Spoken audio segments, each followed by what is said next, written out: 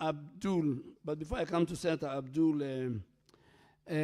my sister, Senator for Isiolo, maybe we'll also look at the surgical package of that patient, because there are different surgical packages that the tariff is the same, and it's the same for all hospitals, both private, public, and faith-based. Kenyatta the same, will charge what Tenwek will charge, what Nairobi Hospital will charge, what Aga Khan will charge. My senator, thank you very much. At least I have not let you down. I am also proud of my senator.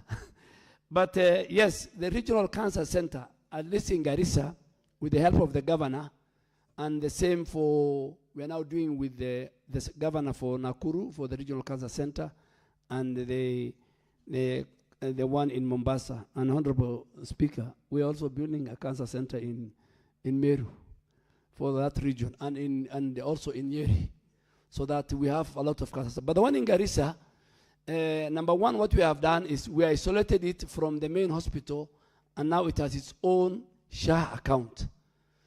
Before it was put together with the county referral hospital. So we've agreed with the governor and the leadership, now it's on its own account. So all the patients, and it serves about 10 counties, from Isiolo, Marsabit, Mandera, Wajir, Tana River, Lamu, Kitui. So it's a very busy place. I will even maybe, Senator, you need to help me, that we need to, there was some hostels, wards, which were started. We need to finish the wards, because the patients who come from far, they have a problem of accommodation, and it's a bit expensive for them. So what we agreed with these 3 regional centers, including Garissa, is that they buy the consumables, and then the Ministry of Health will take care of the servicing of the equipment. Because the biggest problem was the infrastructure. The machines were broken down very often as the patients are on the line. It happened in Kenyatta, now we have rectified. So Garissa Regional Cancer Center, Nakuru Regional Cancer Center, and Mombasa Regional Cancer Center, the Ministry of Health, using the tobacco fund, which is related to the upsurge of cancer as part of it, we are now paying for the service level agreement, so that the machines are serviced, and it's a very expensive exercise. It's costing us close to about 200 million for those 3 counties. So I think I will talk to the people in Garissa and ask them why they are not buying the consumables. I think they should buy it's on their part. Maybe you'll help me talk to the governor. And these 3 centers, Honorable Speaker, I think just to give as I said, 44,000 Kenyans are infected, cancer is affecting them in a year. So we have made a deliberate move that we build another 4 cancer centers, one in Kisii, one in Nyeri, one in Meru, and one in Kisumu. And I really want to seek the support of the House to help me sensitize screening for cancer. We need to talk to our people. Early detection, early screening is very important. Most of them are detected when they are at a very advanced level. And many cancers can be treated if they are detected at a very early stage, Honorable Speaker. So Garissa, we are working, and I think I'll also follow up what the Senator has raised once I leave here, just like the way I'll do for Mombasa and KNH and MTRH and all the other cancer centers, both public, private, and faith-based.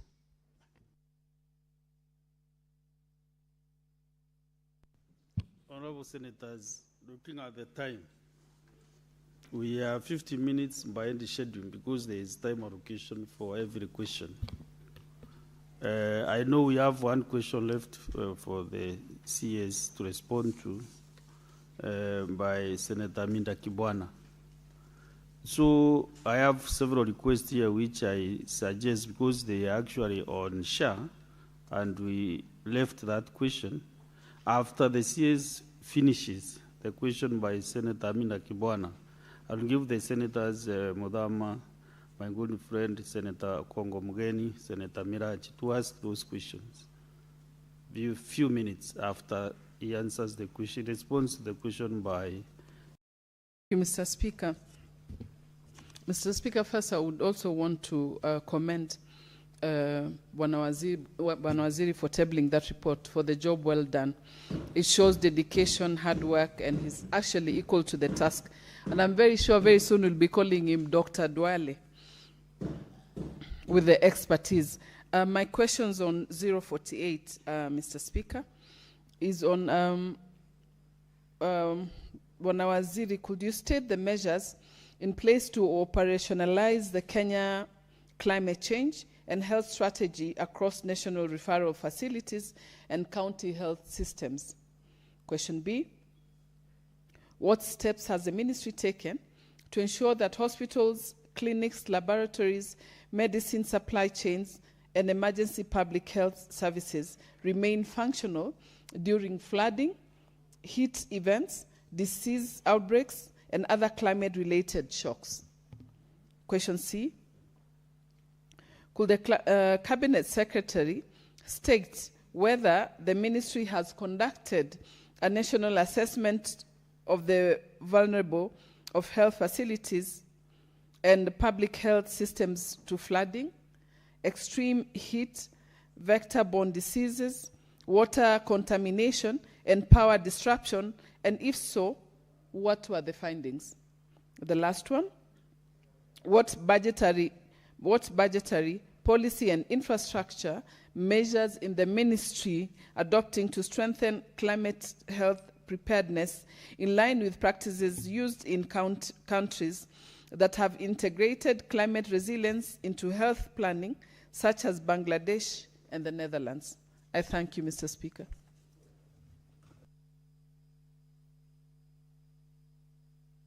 OCS, proceed.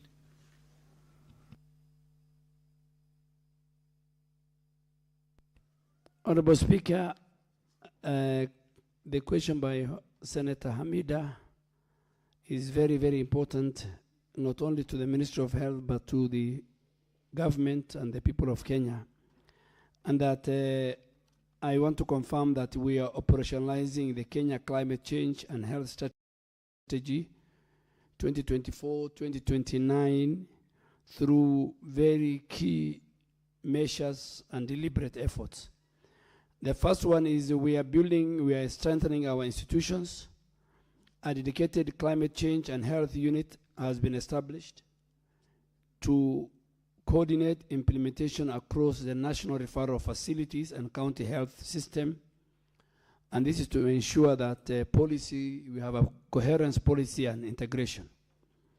Two, on vulnerability assessment, the Kenya Climate Change and Health Vulnerability and Adaptation Assessment has been initiated.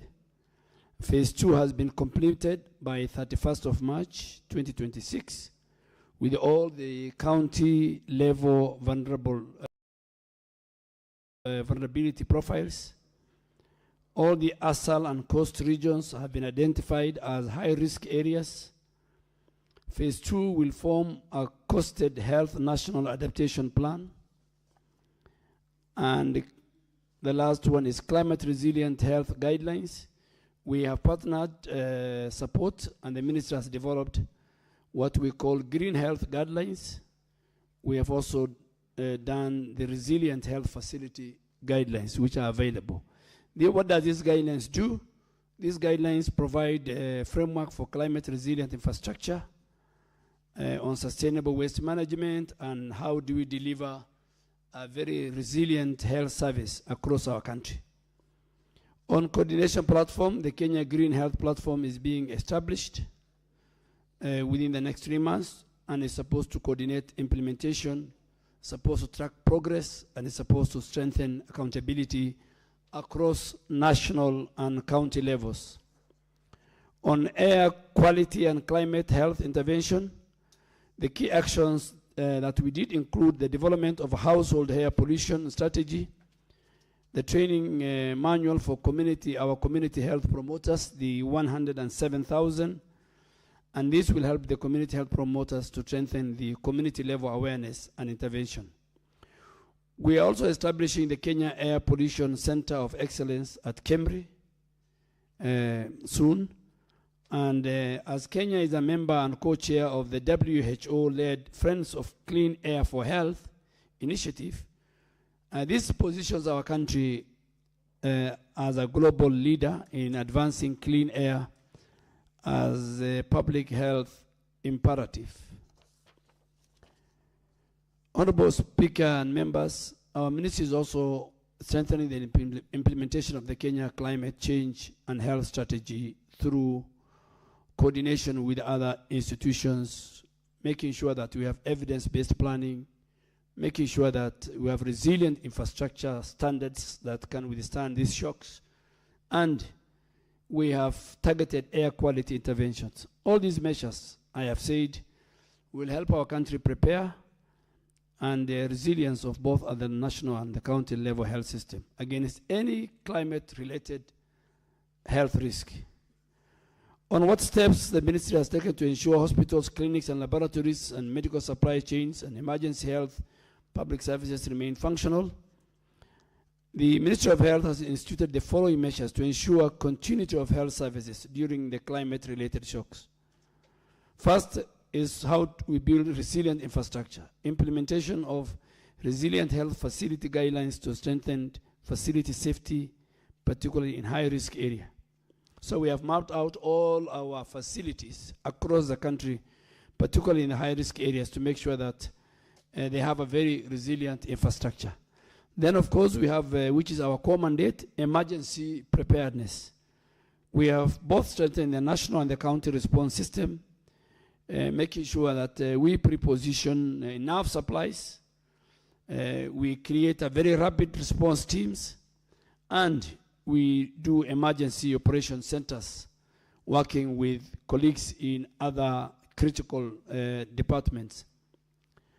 On supply chain continuity, that's why we said KEMSA now is fully recapitalized, so maintenance of buffer stocks, diversified sourcing, and improved logistics to ensure we are even introducing drones in terms of delivering items like blood during bad weather in some parts of our country. We are doing also surveillance and early warning, enhanced disease surveillance systems, detection and response to climate-sensitive outbreaks, the Rift Valley fever, and many, many others. Laboratory capacity, yes, working with the partners, including the US and other WHO, we have strengthened our laboratory networks and our referral system. Today, I want to confirm to the country that the samples we used to send to the US CDC and South Africa is no longer. We do a lot of our testing and samples both at Kenyatta and the Kemri labs. Workforce capacity, we are training a lot of healthcare workers and community health promoters on how they can respond to emergencies and risk communications. Honorable Speaker, on the question of could the Cabinet Secretary state whether the ministry has conducted national assessment? Yes, we have undertaken a national assessment of the vulnerability of health facilities and public health systems through what we call the Kenya Climate Change and Health Vulnerability and Adaptation Assessment, and this is in line with the Kenya Climate Change and Health Strategy 2024-2029. Of course, I have said the phase 1 is completed. We completed by 31st of March 2026, and that phase 1 provides a very comprehensive county level analysis of climate-related health risk and system. And what did we find out? We had very interesting findings. Geographical vulnerability. We found out that the arid and semi-arid areas and the coastal region were identified as the most vulnerable, with heightened exposure to drought, flooding, and extreme heat. We have also found out from this study that health facility infrastructure risk, a significant proportion of health facilities in the high risk areas were found to be susceptible to flooding, inadequate drainage, heat stress, lack of power supply, and all this is affecting the continuity and provision of health care. We have also found out the disease burden patterns. In this assessment, we have confirmed that there's increased risk of climate-sensitive diseases. These include vector-borne diseases, malaria, waterborne diseases, which are linked to flooding and contamination and heat-related. So we also found the water and the sanitation and hygiene challenges, gaps were identified. We also identified gaps in the supply chain and service disruption. We also found out that laboratory and surveillance capacity gaps. Honorable Speaker and members, the ongoing phase 2 of this now will give us an opportunity and provide a more detailed and comprehensive national analysis. And its findings will form the development of a more costed. We want to put numbers to what we have seen for the people at the Treasury and our partners to see. And this outlining very targeted intervention so that we streamline the resilience of health facilities and the systems. On the last question, what budgetary policy and infrastructure measures is the ministry putting to strengthen this climate health preparedness? Let me speak for the Ministry of Health because it is a multi-sector. Our ministry is, the Ministry of Health is strengthening the climate health preparedness through a very deliberate targeted budget, policy and infrastructure measures. And these are informed by the international best practice, including lessons that we have learned from Bangladesh and Netherlands. On budget, I think there is an integration of climate health priorities into our medium-term expenditure framework and annual budgets with the allocations. And I have just sent a letter to the Minister for Finance yesterday asking for budget on this issue. I hope in his wisdom under the tight physical space, he will consider, and Parliament will consider when they are dealing with the annual estimates that will be tabled maybe next week. On policy and regulatory measures, operationalization of the Kenya Climate Change and Health Strategy 2024-2029 are all aligned with our national climate framework, and they are supported by what I earlier said, the green health and resilient health facilities. On infrastructure and system strengthening, we are retrofitting and upgrading health facilities for resilience to flood and advising our county governments and other private sector players, faith-based, that they must build facilities that are resilient to floods, to heat, and power disruption. We are telling them and we are making sure that we promote sustainable energy solutions, and we also strengthen WASH systems and provide digital surveillance platforms. Finally, on capacity building, I think the healthcare workers are being trained, expansion on climate health research and establishment. These are areas I think they're very important, and I'm very happy, Honorable Speaker, that Senator Hamida has raised it. It's a very important area that has been neglected and was affecting us during floods, during drought, during heat waves. You see hospitals being submerged, outbreak of diseases which are related to the climate shocks. And finally, our multi-sectoral collaboration, we want to enhance the coordination with the government sectors and partners to support the integrated climate health response. Thank you, Mr. Speaker. Mida Kibwana, do you have any supplementary question? Bwana Speaker, I just want to add from the response from Waziri Asante for your response. I was just wondering if there are any, so far, are you assisting counties to mainstream this strategy so that at least they can have their own strategies and assessing and concluding this as you have tabled? And also, are you leveraging on also any kind of support, external partnerships? I'm sure there are countries that would want to partner on such, mainstreaming. So at least for the counties also to implement, their own, and then also just have partnerships whom you can leverage on. Thank you. Honorable Waziri. Yes, Honorable Speaker, thank you, and Honorable Senators. If you look at page 22 on phase 1, which we have just completed, 31st March 2026, we are completely aligned with the county level vulnerability profiles. And that's how we picked ASAL, Coast. So based on that report, and which we have shared with the counties, and everything we do, health is devolved. So as environment, most of it is devolved. So we're working with them, but I'm sure phase 2 is where now we want to inform a more costed national national adaptation plan, so that the counties can plan in terms of how much resources they will inject. And then finally, I agree with you, there are many partners, many organizations who are ready to partner with us. And what we have done now in the Ministry of Health is that we have introduced a system where it is one budget, one plan, one budget, and one M&E.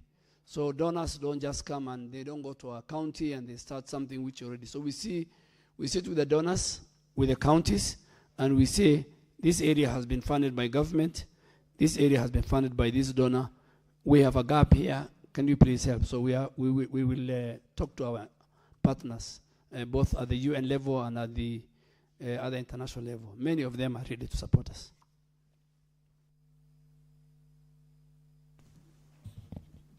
I have several requests here. Now, there are the same members I mentioned. I will give an opportunity at the tail end of this discussion. So, Senator Mudama.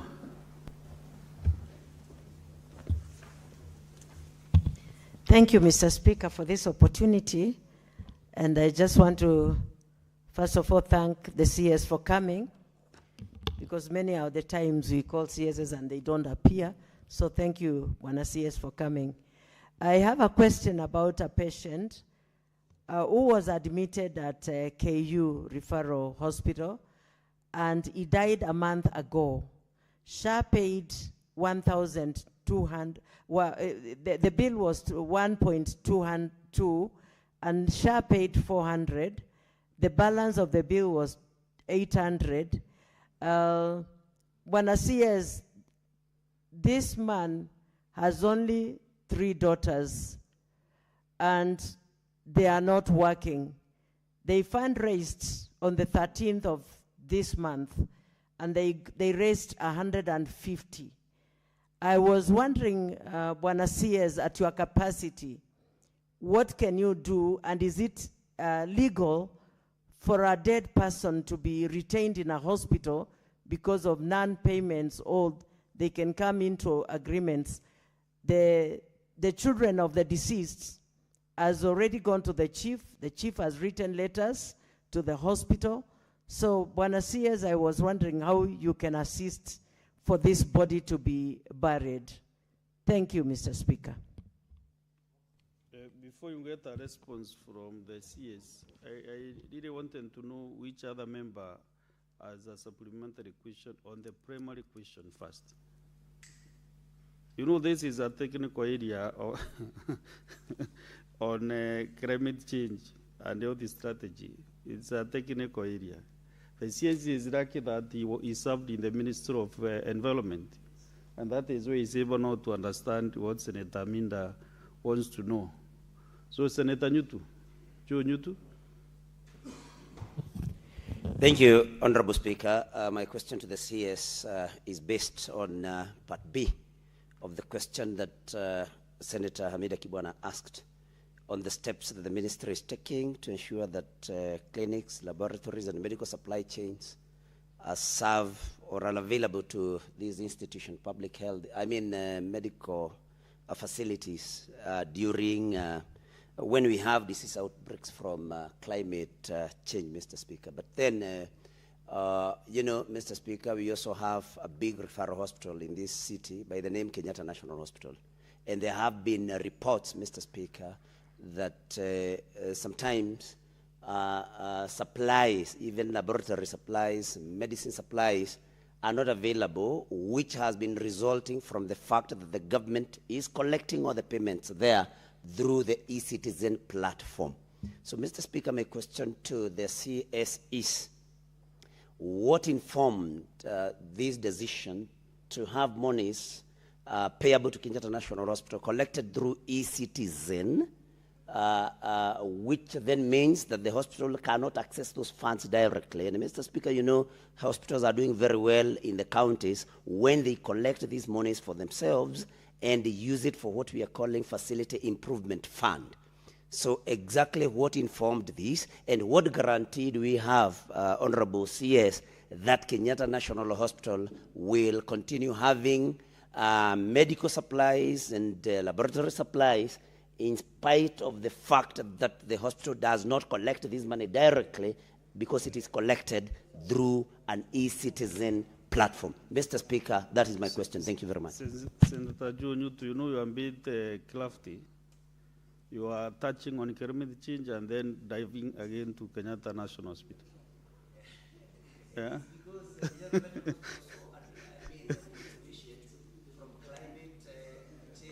So that is why I'm asking any member, if there is no other member on climate change issues, then let's get another question from Senator Okongo Mugen. Yes, Mr. Speaker, mine is a supplementary question to the answer that was given by the CS. And I first want to thank his ministry and the CEO of SHA, because they made an intervention for a patient. I think that was last week, who was being asked to pay an advance payment of 45,000 shillings in a private hospital in Kisii before accessing dialysis. And I think that was an attempt by the hospital to extort money from a patient who is fully covered by SHA. Now, Mr. Speaker, sir, the CS has emphasized that it is important for Kenyans to go through cancer screening. And I just wanted to get the thoughts of the minister, how he can assist the very vulnerable Kenyans who are supposed to get these services from our county referral hospitals, yet those hospitals don't have the facilities to do cancer screening. I can give an example of my own county of Nyamira. We don't have MRI machines. We don't have facilities that can allow patients to go through intestinal cancer screening. I think what they call endoscopy. If you go to a private hospital like Nairobi, I think they charge about 37,500 just for the facilities alone. The doctor will charge another 55,000 shillings. Yet at the counties, Mr. Speaker, I don't know about your county of Meru, but most of our counties don't have these facilities. In fact, in Nyamira, we don't have an oncologist. We don't have an MRI. We don't have a radiologist. So even if we urge Kenyans to go for screening, the only fallback is to go to our private hospitals.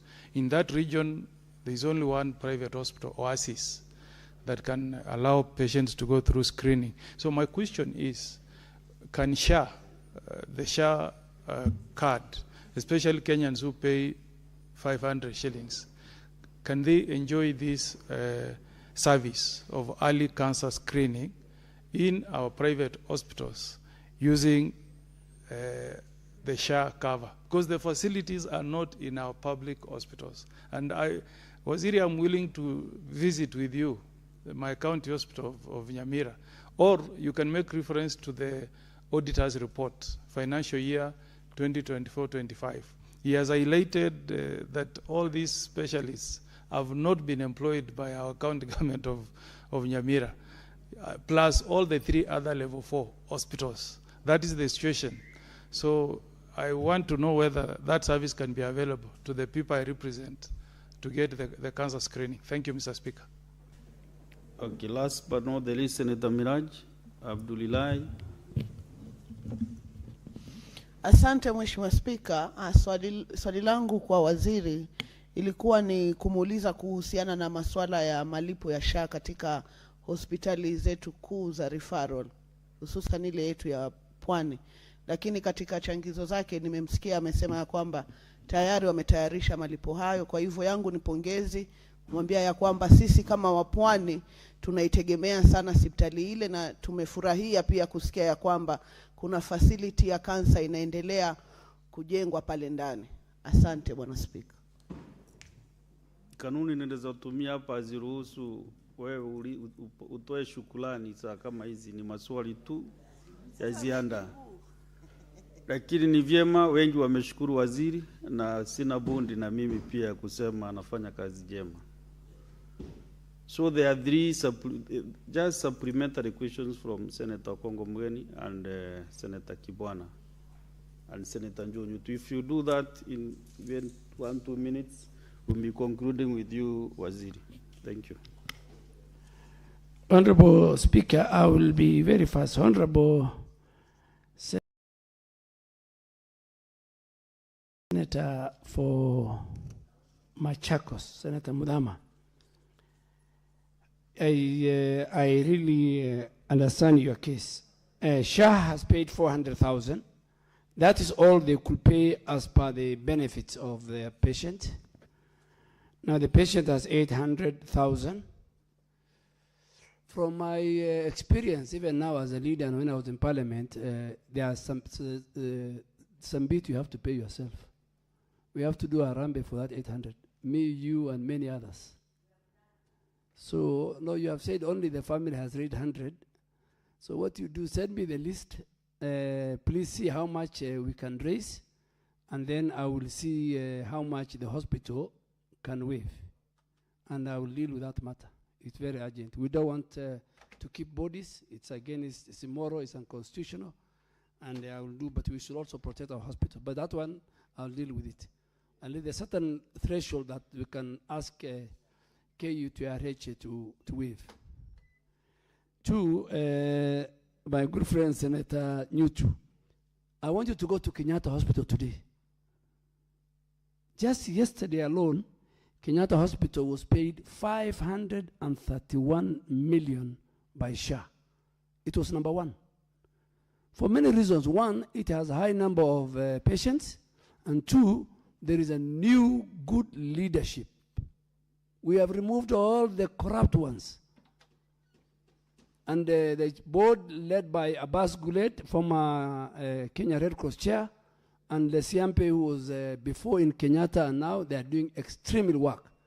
11 wards are being refurbished. Even their money, the little that goes through e-citizen platform, they get it. So what you read in social media is fabrication. In fact, I'll be going to launch another section of Kenyatta. I'll look for you. So Kenyatta is not the Kenyatta of the yesterday. And I really want to tell the country, both the private wing, and in fact the private premier wing of Kenyatta now is being used by our leaders. So Kenyatta is doing well. It has enough money, and e-citizen has transformed our country. Senator, e-citizen has transformed our country. You might not like the president who introduced it or the government introduced it, but while you are sitting here, you can use e-citizen platform to sort out many personal community issues and payment. And you do payment here, Kenya Power, whatever, anything, KRA. So I think it has challenges. The way even, I'm not saying SHA is 100%, we have some operational challenges. The way M-Pesa sometimes is in a kwama, but I can tell you Kenyatta, and I'm ready to take you there. The supplies are there. They buy from KEMSA. Where they don't find KEMSA, they buy from the private sector. In fact, by next week, we are putting the 4th linear machine for our cancer patients. They serve 150. We want them to serve 300, 400. Kenyatta University is a premier. It serves Murang'a, Kiambu, Machakos, the whole of that region. But Kenyatta Hospital is doing very well.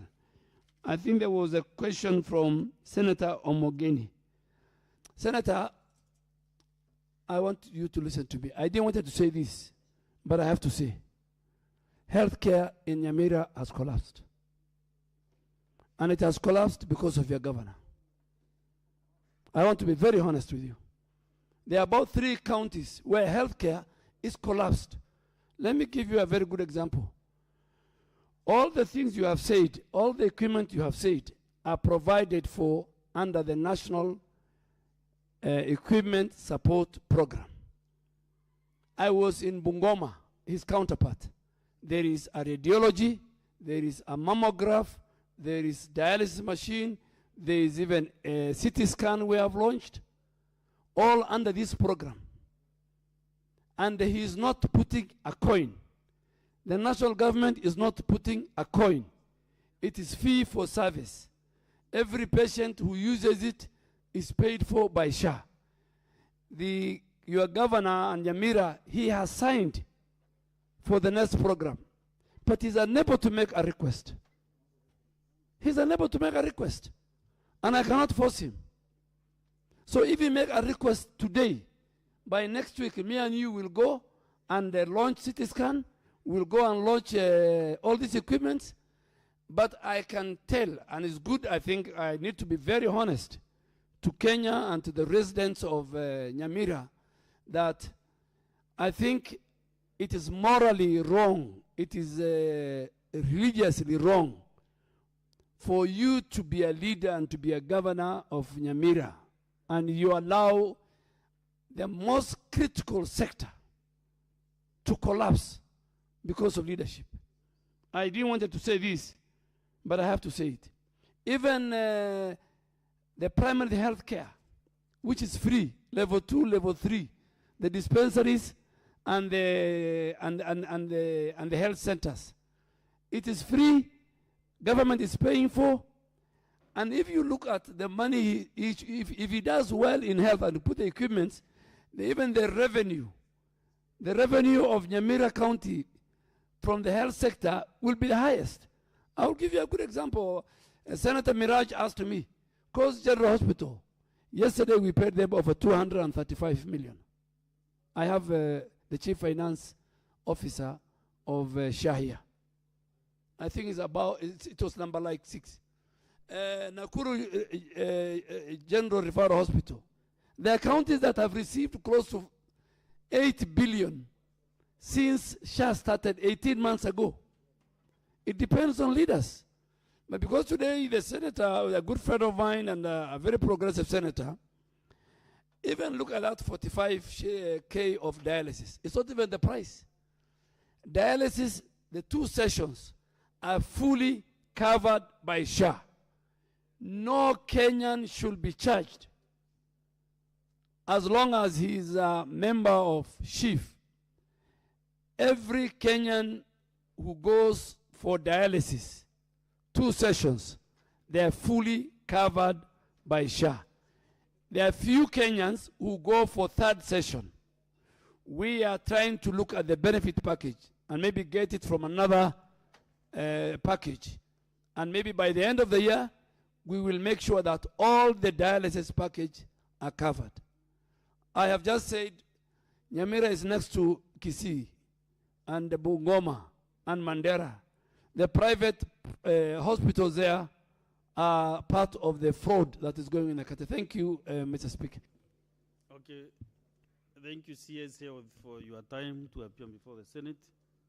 So, as you have heard clearly from the senators, they are happy with your work. Continue doing this and good work with your team. So, I want to release you to go and serve other Kenyans.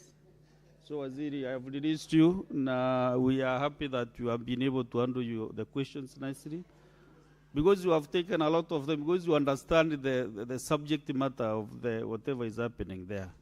So thank you very much indeed, and all the best. So we have the next CS, the CS for Interior, National Security. So I request the Sergeant at Arms to usher in the CS.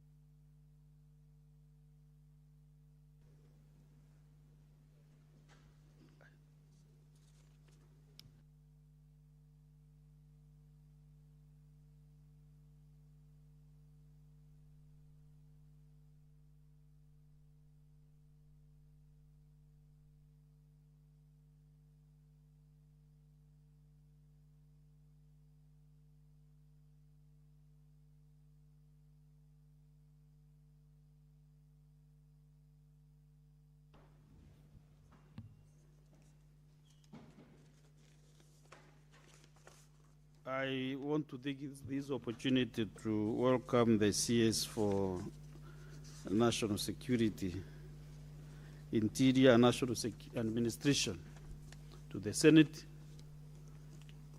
You are citizen, the friend of the Senate. So we have several questions, honorable senators. We really must manage our time. We have 11 questions, and then to do within this is 53 minutes. So, Senator Manzo, I want you to start with the first question. Yes,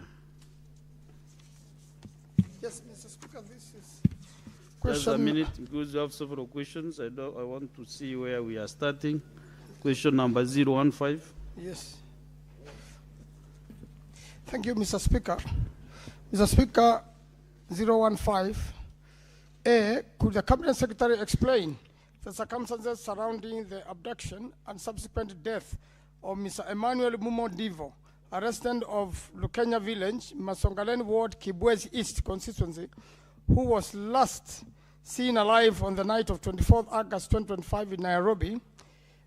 B, were the police at any point involved in the detention, custody, or handling of the late Mr. Ndivo between the time of his abduction and his eventual transfer to Nairobi City County Funeral Home? C, what official records or documentation exist regarding the circumstances under which the late Mr. Ndivo was found and taken to the mortuary, and why was his family not immediately informed by the relevant authorities? I thank you, Mr. Speaker. Honorable CS, proceed and give your response.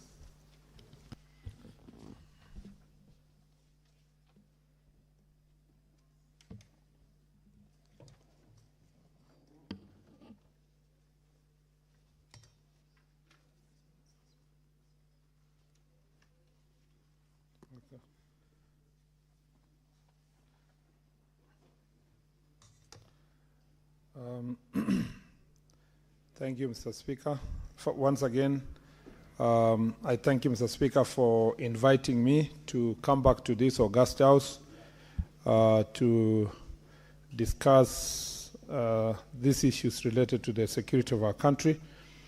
Considering the time given, and I do not pretend to advise the Speaker or the House, but Mr. Speaker, I have said this before, and allow me to repeat that it would be nice if you invite us with those many questions to just restrict it to one Cabinet Secretariat session, so that we do not rush all the questions at once, considering that how we schedule also our diaries is to take care of the serious business of the Senate. But be it as it may, I will abide by the calendar as has been provided. Mr. Speaker, on question 15, I will go straight to the answers because I don't have the time to repeat the question on part 1, which is regarding the circumstances surrounding the abduction and subsequent death of Mr. Emmanuel Mumo and Divo. Mr. Speaker, the government is not aware of the abduction of Emmanuel Mumo and Divo. On the contrary, the government is aware that on August 27th of August 2025, Mr. Jackson Kioko Divo reported the disappearance of his brother, Mr. Emmanuel Mumo Divo, aged 33 years, at Kangemi Police Station, via an OB number 1827/8 of 2025. He alleged that Emmanuel had gone missing since 24th of August 2025 at about 1800 hours. On August 29th, 2025, DCI Dagoretti commenced investigations into the matter. Call data records was requested from the mobile subscriber, and the report was subsequently delivered to the Nairobi Regional Crime Headquarters via reference number 3265 of 2025. Before the investigation could progress further, Jackson reported at the DCI Dagoretti office that the body of Emmanuel had been found lifeless at the Nairobi Funeral Home, admitted via number 1487 of 2025, allegedly having been involved in a fatal road traffic accident along Wayaki Way. Dagoretti Base Commander addressed the issue, and a preliminary investigations revealed that a report of a hit-and-run fatal road accident was filed at Kabete Police Station on August 25th, 2025, under OB number 25/24 of August 2025 at around 9:30 hours. It was reported that an unknown male body was lying in the middle of the road along Wayaki Way. Crime scene personnel visited and processed the scene, and upon examination, the body showed injuries consistent with the traffic accident. The body was removed to Nairobi Funeral Home by police officers from Kabete Police Station for preservation, pending identification and post-mortem. The base commander, Dagoretti, later on the same day circulated the same through a signal via Kabete Police Station OB number 2425/08 of 2025. On 9th September 2025, the Dagoretti base commander, through Corporal Mwanzia of Nairobi Funeral Morgue, supervised the post-mortem, which was conducted by Dr. Maingi, pathologist, and witnessed by brothers of the deceased, Mutua Ndivo, Francis Ndivo Kaesa, and Jackson Kioko Ndivo. The pathologist opined the cause of death as blunt head, chest, and abdominal organ injuries consistent with the road traffic accident.